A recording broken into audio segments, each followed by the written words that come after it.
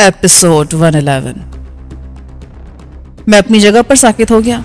बोलने वाले का करक लहजा बता रहा था कि उसका ताल्लुक पुलिस से है।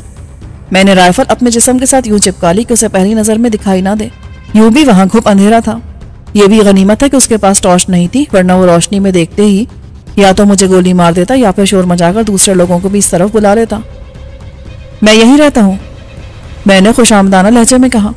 मेरे बच्चे की तबीयत बहुत खराब है, मैं अपनी गाड़ी निकाल रहा हूँ। उसे फौरी तौर पर हॉस्पिटल पहुंचाना बहुत जरूरी है। पहले जाकर एसपी साहब से इजाजत ले लो, उसने तहमकाना लहजे में कहा। इस वक्त यहाँ से कोई भी बाहर नहीं जा सकता। मगर जनाब, मेरा बच्चा बहुत बीमार है, वो मर जाएगा। मैंने अपनी आवाज में रिक्कत पैदा कर ली। आप ही मेरे साथ चलकर एसपी साहब से मेरी सिफारिश कर दें, आपकी बहुत मेहरबानी होगी। बकवास मत करो और वापस जाओ, मुझे यह जगह छोड़ने का हुक्म नहीं है। जानते हो इस बिल्डिंग में कितना बड़ा दहशतगर्द छुपा हुआ है। अभी थोड़ी देर में डीसी और आईजी साहब भी यहाँ पहुंचने वाले हैं। आप भी औलाद वाले होंगे जनाब, मुझे बताइए मैं क्या करूं। मैं तो मेरा जुमला अधूरा रह गया क्योंकि पार्किंग की जानिब से पे दर पे 2 फायर हुए थे और पुलिस की गाड़ी के दोनों हेडलाइट्स तारीक हो गए थे। फायरिंग की आवाज सुनकर पुलिस वाला फुर्ती से नीचे बैठ गया। मुझे उसका सिर्फ हेवला दिखाई दे रहा था। वो मुझसे चंद कदम के फासले पर था। मैंने एकदम उस पर जस्ट लगाई और बाएं हाथ से उसे दबोच लिया क्योंकि मेरे दाएं हाथ में राइफल थी। उसकी सारी तवज्जो गेट की तरफ थी, वरना वो खुद को बचा भी सकता था। उसके हलक से हैरत भरी आवाज निकली, मगर इससे पहले कि वो चीखता, मैंने राइफल का बट उसके सर पे रसीद कर दिया। इस दौरान में 2 फायर मजीद हो गए और पुलिस की एक गाड़ी और अंधी हो गई। मैंने दिल ही दिल में गामी के जबरदस्त निशाने को सराहा और तेजी से रेंगता हुआ गेट की तरफ बढ़ा। अब सिर्फ 2 गाड़ियां ऐसी थी जिनकी हेडलाइट्स रोशन थी। गेट के नजदीक ही मुझे पुलिस के कुछ जवान नजर आ रहे थे जो वहां खड़ी हुई एक गाड़ी के पीछे छुपने की कोशिश कर रहे थे। वो गामी की तरफ से तो महफूज हो गए थे, मगर मेरे निशाने की जद में थे। मैंने उनमें से एक का निशाना लेकर लबलबी दबाई। फिजा में उसकी चीख गूंज रही थी कि मैंने बर्क रफ्तारी से जगह तब्दील करके दूसरे पुलिस वाले को भी निशाना बना डाला। उसी वक्त रिवॉल्वर के 2 फायर लगातार हुए और फौरन ही राइफल फिर गरज उठी। मैं गामी की महारत और फुर्ती पर अश अश कर उठा। उसने तो तैमूर की याद ताजा कर दी थी। इस मर्तबा भी उसने गाड़ी की दोनों हेडलाइट्स नाकारा कर दी थी। मैंने भी बच जाने वाली गाड़ी की हेडलाइट्स का निशाना लिया और एक के बाद दिगरे दोनों को नाकारा कर दिया। गेट के पास घुप अंधेरा छा गया। पुलिस वालों में अचानक भगदड़ मच गई। फिर बम के खौफनाक धमाके से जमीन तक हिलकर रह गई। धमाका इतना शदीद था कि वहां खड़ी हुई बहुत सी गाड़ियों के शीशे टूट गए। फौरन ही दूसरा धमाका हुआ और वहां गोया कयामत आ गई। पुलिस वालों ने अंधाधुंध फायरिंग शुरू कर दी। उसी वक्त पार्किंग एरिया से गाड़ी निकली और गोली की तरह गेट की तरफ बढ़ी।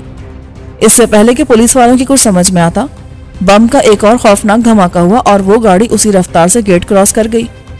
बाहर भी हल्के फुल्के चंद धमाके सुनाई दिए।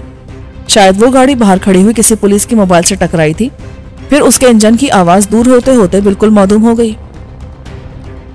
वो हरामजादा निकल गया। ये आवाज एसपी की थी और तुम सब खड़े मुंह देखते रहे। अरे उसका पीछा करो, इस वक्त वो बचकर निकल गया तो हम सबकी नौकरी जाएगी। पुलिस वाले फौरन ही जैसे होश में आ गए और चारों तरफ टॉर्चों की रोशनी गर्दिश करने लगी। फिर वो लोग उछल उछल कर गाड़ियों में बैठने लगे। मैं तेजी से एक गाड़ी के नीचे रेंग गया। अब मुझे कोई जल्दी नहीं थी। मैं जानता था कि अब पुलिस की सारी तवज्जो उसी गाड़ी की तरफ होगी। फिर देखते ही देखते वहां सन्नाटा छा गया। मैंने मजीद 10 मिनट इंतजार किया। फिर गाड़ी के नीचे से निकलने ही वाला था कि पूरा कंपाउंड रोशनी में नहा गया। मैं हैरत ज़दा रह गया कि लाइट अचानक कैसे आ गई। मैंने ज्यादा देर उस सवाल पर सर नहीं खपाया। असल सूरत हाल तो गामी ही बता सकता था। मैंने गाड़ी के नीचे लेटे लेटे गेट की तरफ देखा। वो इलाका ऐसा मंजर पेश कर रहा था जैसे अभी अभी वहां हमला हुआ हो। बिल्डिंग का मेन गेट बाहर की तरफ गिरा हुआ था। बाएं तरफ की एक दीवार भी गिर गई थी। गेट के पास जमीन में 2 बड़े बड़े गड्ढे थे और इर्द गिर्द बहुत सी इंसानी लाशें पड़ी थी। हैरत की बात यह थी कि लाशों के नजदीक कुछ मुसल्लह पुलिस वाले भी खड़े थे। मैंने फौरी तौर पर बिल्डिंग से बाहर निकलने का इरादा मुलतवी कर दिया और गाड़ियों के नीचे रेंगता हुआ बिल्डिंग के अंदरूनी हिस्से की तरफ बढ़ा। वो तो गनीमत था कि उस वक्त तमाम फ्लैटों के मकीन दोबारा घरों में बंद हो गए थे और बचे कुछ पुलिस वाले इमारत के मेन गेट पर थे, वरना वहां इतनी रोशनी थी कि मुझे वहां कोई देख भी सकता था। फिर बिल्डिंग का एक दाखिली रास्ता नजर आते ही मैं बर्क रफ्तारी से कॉरिडोर में दाखिल हो गया। कॉरिडोर आगे जाकर इंग्लिश के हर्फ एल की शक्ल में घूम गया था। मैं भी घूमकर कॉरिडोर के आखिरी सिरे पर पहुंच गया। वहां एक फ्लैट के दरवाजे पर पीतल के चमकदार हरूफ की एक नेम प्लेट लगी थी जिस पर इंग्लिश में इकबाल भट्टी डिप्टी डायरेक्टर इनकम टैक्स के हरूफ चमक रहे थे। मैंने चंद लम्हे गौर किया, फिर राइफल छाने से लटकाकर कॉरिडोर का बल्ब ऑफ किया, रिवॉल्वर निकाला और कॉल बेल के बटन पर उंगली रख दी। अंदर से डिंग डोंग की मुतरन्नुम आवाज सुनाई दी। फिर कोई आहिस्ता से दरवाजे के करीब आकर बोला, कौन? पुलिस, दरवाजा खोलो। मैंने करख्त लहजे में कहा, अभी थोड़ी देर पहले तो पुलिस यहाँ की तलाशी ले चुकी है। झंझलाई हुई मर्दाना आवाज सुनाई दी और फौरन ही दरवाजा खुल गया। मैं सुबह आईजी से बात करूंगा, मैं कोई ऐरा गैरा। उसका जुमला पूरा होने से पहले ही मैंने उसे अंदर धकेलकर दरवाजा बंद कर दिया। कॉरिडोर में अंधेरा था, इसलिए उसकी नजर मुझ पर नहीं पड़ी। वो मुझे पुलिस वाला ही समझ रहा था। मेरी शक्ल देखते ही वो गुंग होकर रह गया। वो अधेड़ उम्र का बावकार शख्स था। सर के तकरीबन सारे बाल उड़ चुके थे, बस पिछले हिस्से पर बालों की एक झालर सी बाकी रह गई थी। वो स्लीपिंग सूट और पेश कीमत गाउन में मलबूस था। उसके घर की एक एक चीज से अंदाजा हो रहा था कि उसने जिंदगी भर रिश्वत खाई है। कौन हो तुम? वो थूक निकल कर बोला। यहाँ खड़े होकर सवाल जवाब मत करो, खामोशी से अंदर चलो। मैंने रिवॉल्वर की नाल उसके बढ़े हुए पेट पर रख दी। मुझे असल में उसके घर वालों की तरफ से तशवीश थी। कोई भी खतरा महसूस करके पुलिस को फोन कर सकता था। मैं फौरी तौर पर फोन पर कब्जा करना चाहता था। फिर मुझे यह भी अंदाजा नहीं था कि उसके घर में कितने अफराद हैं। मुमकिन है उसका कोई जवान बेटा हो जो हीरो बनने की कोशिश में मेरे हाथों मारा जाए और मेरी परेशानियों में मजीद इजाफा हो। वो लड़खड़ाते कदमों से अपने बेडरूम की तरफ बढ़ा। उसी वक्त दूसरे बेडरूम का दरवाजा खुला और एक लड़की की गुनूदा आवाज सुनाई दी, कौन है पापा? इससे पहले कि उसके पापा जवाब देते, लड़की की नजर मुझ पर पड़ गई। उसने चीखने के लिए मुंह खोला ही था कि मैं एक जस्त में उस तक पहुंचा और अपना बायां हाथ सख्ती से उसके मुंह पर जमा दिया। उसकी चीख हलक में घुट कर रह गई। मैंने नरम लहजे में कहा, डरो मत, मैं तुम लोगों को कोई नुकसान नहीं पहुंचाऊंगा। मेरी तुमसे कोई दुश्मनी नहीं है। मैं कुछ देर के लिए यहाँ पना चाहता हूँ बस। मेरे नरम लहजे से लड़की की आंखों में जिंदगी की चमक सी लहराई और चेहरे पर भी जिंदगी के आसार नमूदार हुए। मैं नहीं चाहता कि मुझसे आप लोगों को कोई तकलीफ पहुंचे। प्लीज कुछ देर के लिए मुझसे कोऑपरेट कर लें। खतरा टलते मैं यहाँ से निकल जाऊंगा। ये कहकर मैंने अपना हाथ लड़की के मुंह से हटा लिया। वो मेरे नर्म और मुहज़्ज़ब लहजे से मुतासिर नजर आ रही थी। उसके बाप के चेहरे पर भी अब वैसा तनाव नहीं था जो मुझे पहली दफा नजर आया था। उसने इंग्लिश में अपनी बेटी से कहा, तुम्हारा क्या ख्याल है रूबी? हमें इस पर एतबार कर लेना चाहिए। हमारे पास कोई चॉइस नहीं है पापा। लड़की ने खालिस कॉन्वेंट के लहजे में जवाब दिया, इसलिए सवाल मेरे ख्याल का नहीं बल्कि इसकी मर्जी का है। वैसे ये इतना खौफनाक तो नहीं है जितना वो पुलिस इंस्पेक्टर बता रहा था। पुलिस इंस्पेक्टर झूठ नहीं बोल रहा था। मैंने भी खालिस अमेरिकन लहजे में कहा, मैं वाकई खौफनाक हूं, मगर वतन के दुश्मनों के लिए, दोस्तों के लिए नहीं। मेरी रवा इंग्लिश पर बाप बेटे उछल पड़े। तुम तो मुझे पढ़े लिखे लगते हो। बाप ने कहा, मेरे पढ़े लिखे होने से क्या फर्क पड़ता है? आप बस इतना करें कि मुझे थोड़ी देर के लिए यहाँ पनाह दे दें। मैं वादा करता हूँ कि आप लोगों को कोई नुकसान नहीं पहुंचाऊंगा। ओके। अधेड़ उम्र शख्स ने तवील सांस लेकर कहा, बस इतना ख्याल रखना कि मेरी बीवी हाई ब्लड प्रेशर की मरीज है और इस वक्त ट्रैंकुलाइजर में सो रही है। उन्हें आराम करने दें, मैंने कहा और रिवॉल्वर जेब में रख लिया। मैं कुछ देर ड्राइंग रूम में गुजारूंगा। घर में कितने मजीद अफराद हैं? मेरे अलावा मेरी एक बहन और भी है। वो एक बार सो जाए तो सर पर ढोल पीटने से भी नहीं उठती। रूबी ने कहा, वो अब खासी हद तक नॉर्मल हो गई थी। एक भाई है जो लॉरेंस कॉलेज में पढ़ता है। आप दोनों को थोड़ी सी जहमत होगी। मैं जितनी देर यहाँ रहूं आप दोनों को मेरे साथ ही बैठना पड़ेगा। क्या क्या तुम्हें अब भी हम पर एतबार नहीं है? रूबी नागवारी से बोली, नाराज ना हो, मैं जिन हालात से दो चार हूं उनमें ये एहतियात नागुज़िर है। ओहो, आप तो उर्दू भी इतनी मुश्किल किस्म की बोलते हैं। इंग्लिश मीडियम वाले इतनी मुश्किल उर्दू नहीं बोल सकते। खैर चलिए यूं ही सही। रूबी ने शाने उचकाए, हम आपकी ये बात भी मान लेंगे, ना माने तो आप गन पॉइंट पर मनवा लेंगे। उसके लहजे में तंज था। फिर हम लोग ड्राइंग रूम में जाकर बैठ गए। अचानक फोन की घंटी सुनकर मैं चौंक उठा। फोन रूबी के नजदीकी साइड टेबल पर रखा था। मैंने बिजली की सी तेजी से रिवॉल्वर निकाल लिया। दोनों बाप बेटी के चेहरों पर मौत की जर्दी छा गई। शायद उस वक्त मेरे चेहरे पर ऐसी सफाकी हो जिसे देखकर वो खौफजदा हो गए थे। इसी दौरान में टेलीफोन की घंटी 3 मरतबा बज चुकी थी। फोन का एक्सटेंशन कहाँ है? कहीं भी नहीं, रूबी ने जवाब दिया। मेरे बदले हुए तेवर देखकर उसकी सारी शोखी हवा हो गई थी। टेलीफोन की घंटी मुसलसल बज रही थी। मैंने आगे बढ़कर रिसीवर उठाया और इकबाल भट्टी की तरह भर्राई आवाज में हेलो कहा। सर, मैं लतीफ बात कर रहा हूँ। हाँ बोलो। काम हो गया है सर, उसकी आवाज़ सरगोशी में तब्दील हो गई। पहले तो मैंने सोचा था कि सुबह फ़ोन करूंगा, मगर बात इतनी अहम थी कि मैं सुबह का इंतज़ार ना कर सका। आप भी शायद नाराज़ हो जाते। खुलकर बात करो। मैंने लहजे को हत्तुल इम्कान इकबाल की तरह बनाते हुए कहा। सर, आप सब कुछ जानते तो हैं। इस मर्तबा उसके लहजे में हैरत थी।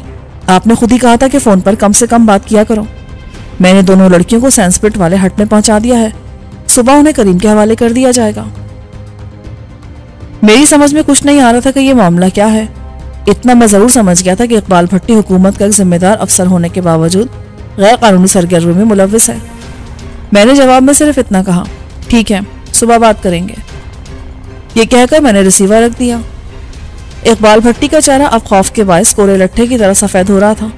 शायद उसे भी अंदाजा हो गया था कि वो फोन कॉल किसकी हो सकती है। रूबी अलबत्ता हैरत से मुझे देख रही थी।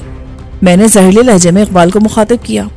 इकबाल साहब, मैं तो आपको शरीफ और जिम्मेदार आदमी समझा था, मगर मैं मजबूर हूं।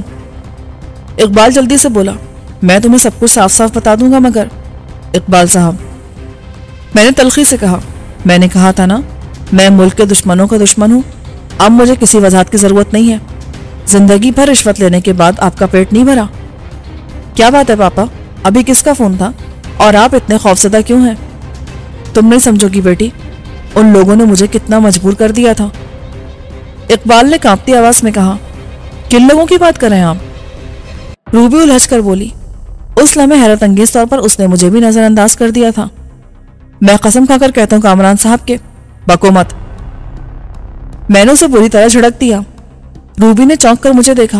आप कामरान हैं? इसका मतलब है कि पुलिस इंस्पेक्टर झूठ नहीं बोल रहा था। मैं तो समझी थी कि हमारे घर की तलाशी लेने के लिए वो आपका नाम इस्तेमाल कर रहा है, वरना पापा से घर में घुसने ना देते। इकबाल साहब, मैंने रूबी की बात को नजरअंदाज करते हुए कहा, तुम अभी और इसी वक्त मेरे साथ सैंसपिट चलोगे? मुझे कोई एतराज नहीं है, मगर अगर मगर छोड़ो। ना सिर्फ तुम, बल्कि तुम्हारी बेटी भी हमारे साथ जाएगी। मैं किसी भी किस्म का खतरा मोल नहीं लेना चाहता। अपनी गाड़ी निकालो और गेट पर मौजूद पुलिस वालों से कहो कि तुम्हारी बेटी की तबीयत अचानक बिगड़ गई है, उसे हॉस्पिटल लेकर जाना है। मैं तुम्हारे साथ चलने को तैयार हूं, मगर रूबी को साथ मत ले जाओ, ताकि हमारे निकलते ये शोर मचा दे और पुलिस हमारे ताक़ुब में चल पड़े। इसे मैं सिर्फ एक सूरत में छोड़ सकता हूं। मैंने घूर कर रूबी की तरफ देखा कि फिर कभी ये बोलने के काबिल ना रहे, और यूं पुलिस को मुतमईन करने के लिए इसका साथ जाना जरूरी है। फिर मैं रूबी से मुखातिब हुआ, जाकर ढंग के कपड़े पहनो। इसके लिए मैं तुम्हें सिर्फ 5 मिनट दे रहा हूं। अपनी बहन को उठाने की कोशिश मत करना, वरना मैं उसे हमेशा के लिए खामोश कर दूंगा। रूबी यूं उठी जैसे ख्वाब के आलम में चल रही हो। फिर 5 मिनट से भी कम वक्त में वो तैयार होकर आ गई। अब उसके जिस्म पर स्लीपिंग सूट के बजाय जीन्स और शर्ट थी। चप्पल की जगह उसने इंतहाई नफीस किस्म के कट शूज पहन लिए थे। अब तुम पुलिस इंस्पेक्टर से बात करके गाड़ी निकालो। कोई चालाकी दिखाने की कोशिश मत करना, वरना तुम्हारी दोनों बेटियां और बीवी जान से जाएंगी। इकबाल लड़खड़ाता हुआ उठा और बोझल कदमों से दरवाजे की तरफ बढ़ गया। उसके जाने के बाद रूबी ने मुझसे कहा, मुझे बताइए कामरान साहब, आखिर मामला क्या है? पापा इतने खौफजदा क्यों हैं?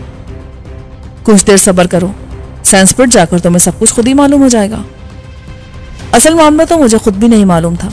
मैं भला उसे क्या बताता? मेरी नजरें अपनी रिस्ट वॉच पर थी और मैं एक एक सेकंड शुमार कर रहा था। इकबाल की वापसी हुई। मुझे किसी गाड़ी के इंजन की आवाज सुनाई दी। पुलिस अफसर से क्या बात हुई? मैंने सर्द लहजे में पूछा। वो लोग अब ज्यादा छानबीन नहीं कर रहे हैं। उनका ख्याल है कि कामरान यहाँ से फरार हो चुका है। चलो तुम गाड़ी में बैठो। मैंने रूबी को मुखातिब किया। पिछली सीट पर बैठना और कोई कंबल वगैरह ले लो। मैं पिछली सीट के पायदान में छुप जाऊंगा। फिर मैंने इकबाल से कहा, और देखो, कोई भी चालाकी दिखाने की कोशिश मत करना। मेरे हाथ में जो राइफल है वो दुनिया की इंतहाई मोहलिक राइफल है। इसकी गोली मैं जानता हूँ, ये इसराइल की बनी हुई यूजी है। मैंने चौंक कर इकबाल को देखा। तुम कैसे जानते हो? मुझे हथियारों के बारे में जानने का शौक है। हुकूमत से इसका लाइसेंस भी मिलता। हुकूमत से इसका लाइसेंस नहीं मिलता, वरना शायद अब तक मैं इसे खरीद चुका होता। वैसे मेरा मशवरा है कि आप इस वक्त सैंसपिट ना जाएं। वहां जाना इस वक्त खतरे से खाली नहीं है। वहां कोई गड़बड़ होगी तो सारा इल्जाम आप मुझ पर रख देंगे। तुम इसकी फिक्र मत करो। मैं जहां जाता हूँ खतरात मुझसे पहले पहुंच जाते हैं। तुमने अभी देखा नहीं यहाँ कितना जबरदस्त खतरा मेरे लिए है। चलो अब देर मत करो। फिर अचानक मुझे ख्याल आया कि यहाँ से दिलावर को फोन किया जा सकता है। पीटर ट्रेस भी कर लेगा तो क्या करेगा? वो जानता है कि मैं इस बिल्डिंग में मौजूद हूँ। फिर मैंने खुद ही अपना इरादा मुस्तरद कर दिया। कॉल ट्रेस होते ही पीटर यहाँ मौजूद पुलिस को इत्तला देता और खुद भी चढ़ दौड़ता, इसलिए एक बार फिर मुश्किलात खड़ी हो सकती थी। किस सोच में पड़ गया कामरान साहब? मेरी माने तो सैंसपुर जाने का ख्याल छोड़ दे। अच्छा बस, अब निकल भी चलो, मैंने सर्द लहजे में इकबाल से कहा। रूबी ने बेडरूम से कंबल उठा लिया और चलने को तैयार हो गई। साथ साथ वो बड़बड़ाती भी जा रही थी। ना जाने क्या बात है, ना पापा कुछ बताते और ना ही कामरान। गाड़ी कितने फासले पर है? मैंने पूछा। बरामदे के बिल्कुल सामने सीढ़ियों के पास खड़ी है। ऑफ वाइट टोयोटा क्राउन है। मैंने रूबी के जिस्म पर कंबल लपेट दिया और इकबाल से कहा, तुम इसे सहारा देकर गाड़ी तक ले जाओ, पिछली सीट का दरवाजा खुला रखना, मैं भी मौका देखकर पहुंच जाऊंगा। बाहर इतनी रोशनी हो रही थी कि किसी की भी नजर मुझ पर पड़ सकती थी। इकबाल ने रूबी की कमर में हाथ डाला और उसे यूं सहारा देकर बाहर ले गया जैसे वो शदीद बीमार हो। उनके जाते ही मैं लपक कर रूबी के बेडरूम में घुस गया। मुझे शुबा हुआ था कि कोई ना कोई गड़बड़ जरूर है, वरना रूबी कभी इतनी मुतमईन दिखाई ना देती।